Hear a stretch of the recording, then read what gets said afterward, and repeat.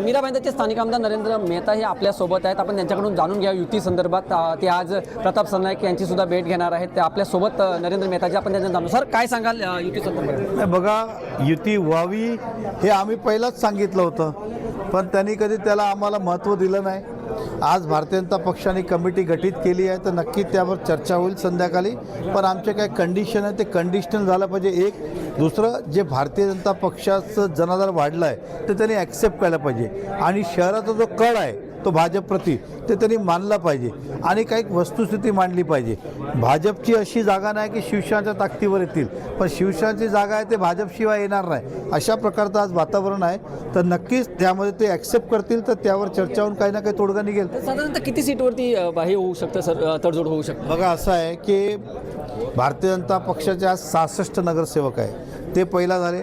8 जागा आम्ही already NCP alliance करून दिलेली आहे, तर हे किती झाले? 72. 23 जागा राहिलेली आहे, त्यामध्ये कशी वाटाघाटी करता येईल त्यावर चर्चा करून निर्णय होऊ शकतो. सर, आरोप प्रत्यारोप सुद्धा सध्या सुरू आहेत, आणि तुम्ही 3 अटी ज्या ठेवलेल्या आहेत त्या मान्य करतील असं तुम्हाला वाटते? बघा, मी काय माझी अटी नाही ठेवलं आहे, व्यक्तिगत अटी काही नाही आहे.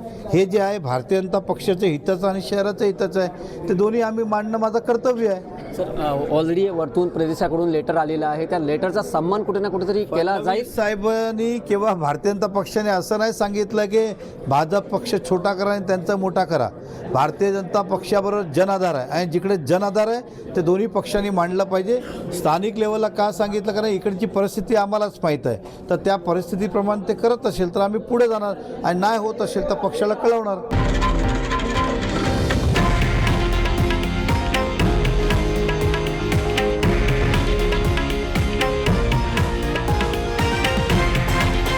हे आहे देशातील नंबर 1 न्यूज नेटवर्क, आणि आपण पाहत आहात TV9 मराठी, एकमेव.